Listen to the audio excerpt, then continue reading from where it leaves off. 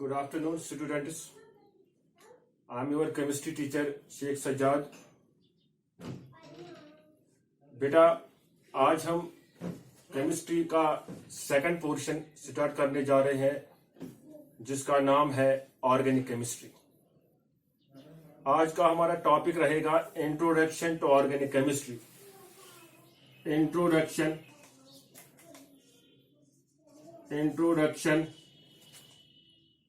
To organic chemistry. Organic chemistry की हम आज इंट्रोडक्शन पे बात करेंगे. What is organic chemistry? जहां तक डेफिनेशन का सवाल है जो आपको बुक्स में मिलता है वहां पे यही लिखा है, it is that branch of chemistry which deals with the study of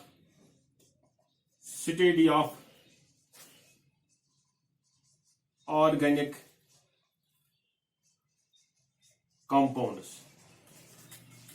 That branch of chemistry which deals with the study of organic compounds. Yeah, you can say study of organic compounds is organic chemistry. अगर यहां पे किसी बच्चे ने कहा it is the study of compounds of carbon, वो तो गलत हुआ. It is study of organic compounds. अब हम बात करेंगे what are organic compounds. Organic compounds कौन से कंपाउंड्स है? What are organic compounds? है क्या ये ऑर्गेनिक कंपाउंड्स? हमने माना study of organic chemistry, study of organic compounds is organic chemistry. Organic chemistry is that branch of chemistry which deals with the study of organic compounds. तो हम अब organic compounds को define करने जा रहे हैं. Common sense, organic is related with life. So these compounds are related with life. वो compounds carbon के विच हैव डायरेक्ट और indirect relation with living organisms. I mean to say life.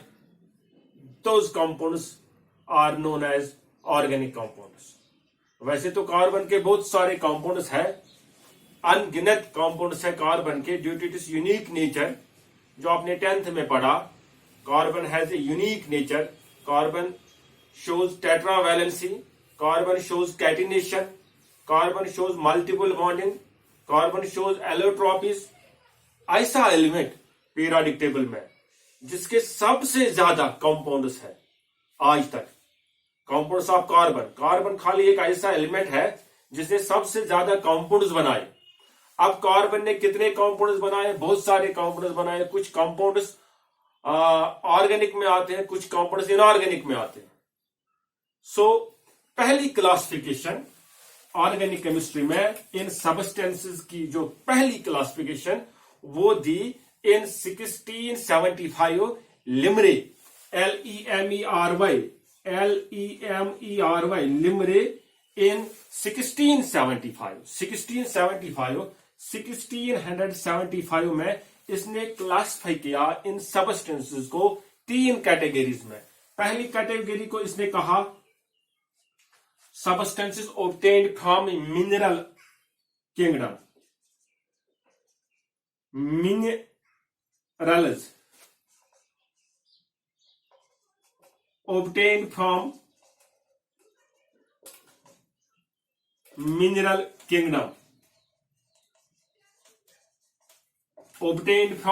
kingdom. Second classification category इसने कहा vegetables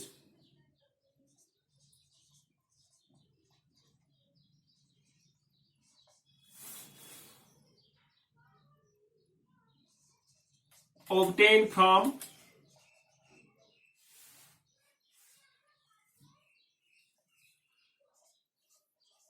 vegetable kingdom, and oils obtained from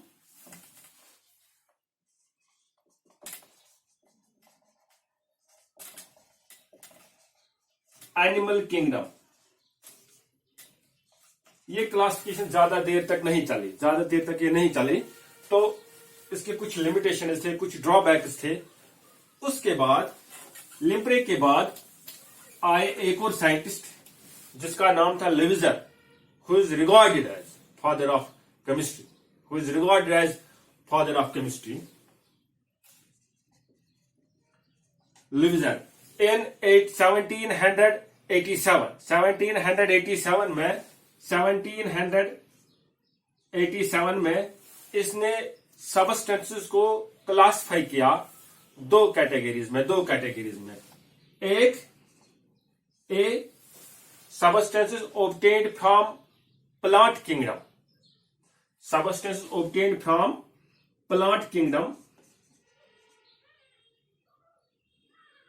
plant kingdom, B substances obtained from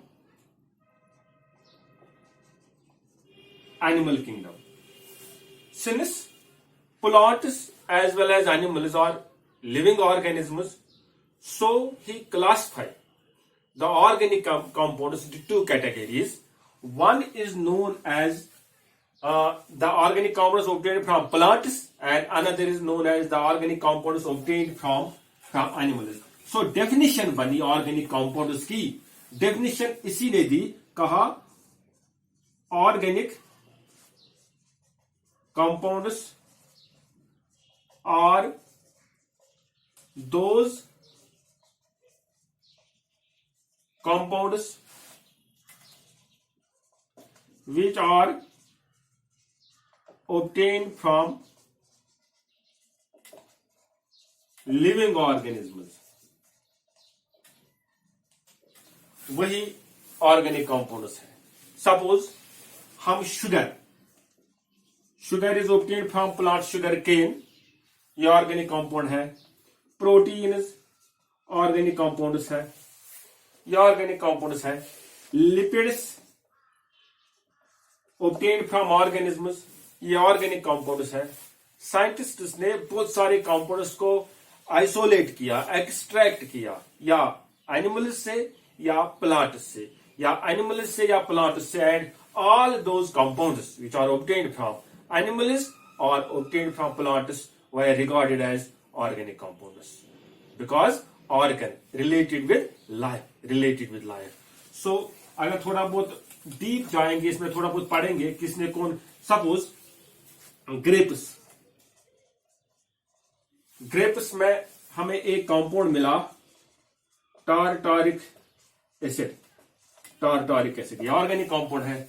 suppose tomato में एक compound मिला oxalic acid, ये organic compound है। Suppose apple से हमें मिला मॉलिक एसिड, ये ऑर्गेनिक कंपाउंड है। सपोज रेड आंट से मिला फॉर्मिक एसिड, ये ऑर्गेनिक कंपाउंड है। So all those compounds which are obtained from an organism, whether plant or animal, they were regarded as organic compounds.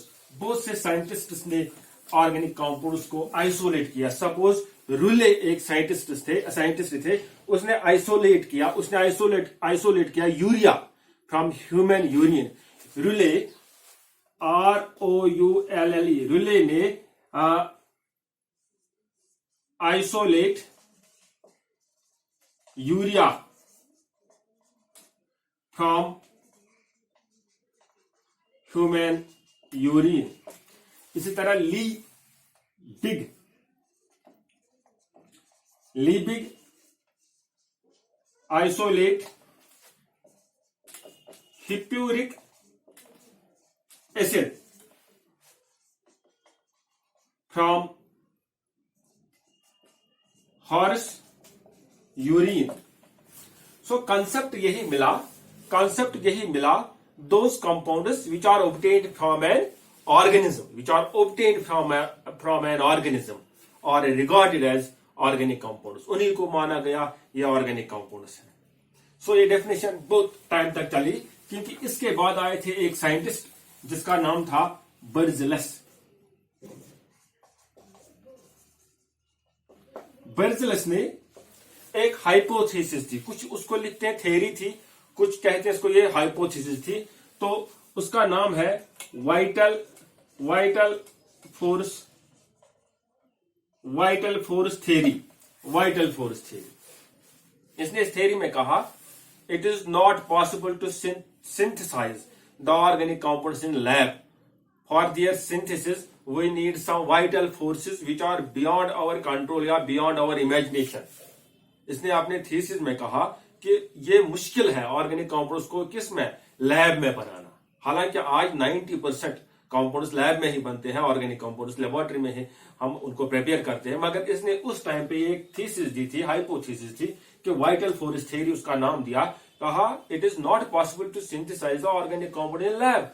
For their synthesis, we need some special kinds of forces, some mysterious forces which are beyond our imagination or beyond our control.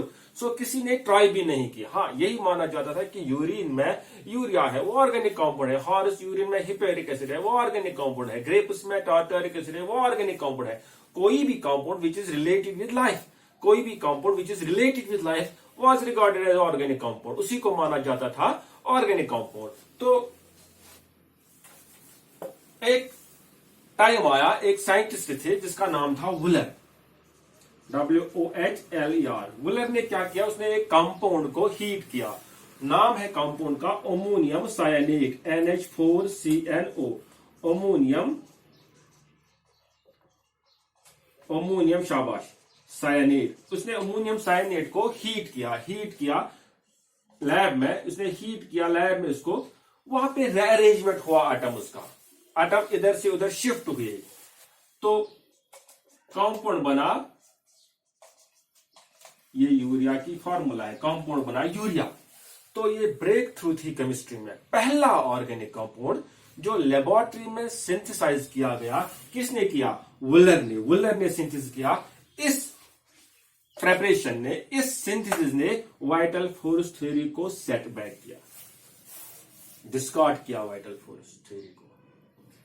कहा now it is possible to synthesize the organic compound in lab. ये urea की formula है। सबको पता था कि urea जो है ह्यूमन यूरिन में है, ये ऑर्गेनिक कंपाउंड है। पहला ऑर्गेनिक कंपाउंड जो लैब में बनाया गया, वुलर ने बनाया। कौन, यूरिया। इसके बाद दूसरा कंपाउंड बनाया कॉब ने बनाया एसिटिक एसिड। फिर उसके बाद ब्रेथलॉट आए, उसने बनाया मीथेन। सो फिर वहां से रेस स्टार्ट हुई ऑर्गेनिक कंपाउंड से कहां पे बनाना, लैब में बनाना। जब इन ऑर्गेनिक कंपाउंड्स को देखा गया, इन ऑर्गेनिक कंपाउंड्स को देखा गया, यही कहा गया कि organic compounds are those compounds which are obtained from organism, चाहे प्लांट्स हो चाहे एनिमल्स हो। And now we can also synthesize them in lab. In them हर एक ऑर्गेनिक कंपाउंड में, कोई भी आपका ऑर्गेनिक कंपाउंड लो, अल्कोहल लो, मीथेन लो, इथेन लो, कोई भी ऑर्गेनिक कंपाउंड, इनमें पाया गया एक कार्बन और hydrogen. Essential components, two elements in an organic compound, carbon plus hydrogen, ये कंपल्सरी है। Hydrogen, carbon plus hydrogen will form hydrocarbon, इनको हम कहते हैं हाइड्रोकार्बन। और किसी कंपाउंड में पाया गया oxygen, sulphur, nitrogen and phosphorus, ये भी पाए गए sometimes, generally carbon and hydrogen. So definition change हुई ऑर्गेनिक कंपाउंड्स की, नई डेफिनेशन बनी मॉडर्न डेफिनेशन। मॉडर्न डेफिनेशन ये बनी, मॉडर्न डेफिनेशन बनी। डेफिनेशन किन की, ऑर्गेनिक कंपाउंड की। ऑर्गेनिक कंपाउंड्स की मॉडर्न डेफिनेशन बनी, द कंपाउंड्स दीज आर, या मैं ऐसे लिखूंगा, organic compounds are, organic compounds are hydrocarbons and derivatives. So hydrocarbons and their derivatives are now regarded as organic compound. चाहे वो हम लैब में बनाए या किसी ऑर्गेनिज्म से हम इनको क्या हासिल करें. So hydrocarbons are now regarded as parent of all organic compounds. They are regarded as parent of all organic compounds. Suppose methane है, मीथेन ये ऑर्गेनिक कंपाउंड है, मीथेन है, हाइड्रोकार्बन है, कार्बन प्लस हाइड्रोजन. अगर हम हाइड्रोजन से एक H निकाल लेंगे और उसके बदले हम उसको देंगे OH, ये बनेगा CH3OH.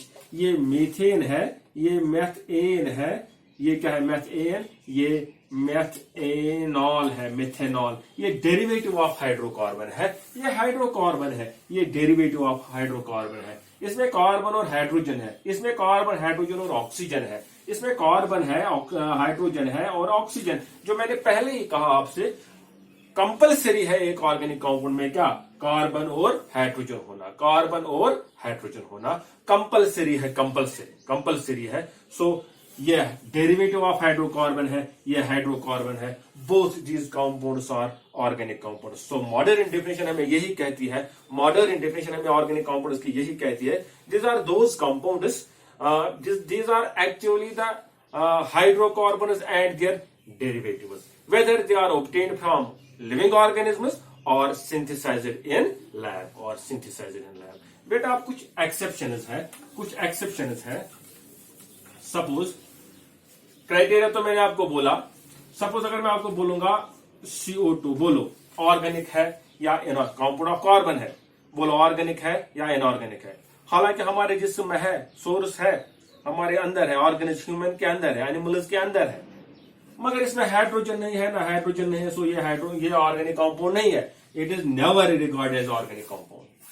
Suppose water, no it is not organic compound, it is not organic compound.